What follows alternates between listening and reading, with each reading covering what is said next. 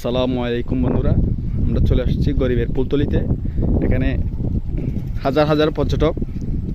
এখানে এই একটা গরিবের শপিং মল আছে। আপনাদেরকে আমি দেখাই, আগে আমি আপনাদেরকে দেখাই গরিবের শপিং মলটা। আপনারা একটু লক্ষ্য করলে দেখবেন গরিবের শপিং মলটা।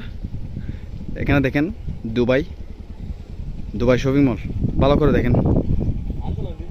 এবং এখানে আছে কিছু চাপড়ি পোলাপাইন।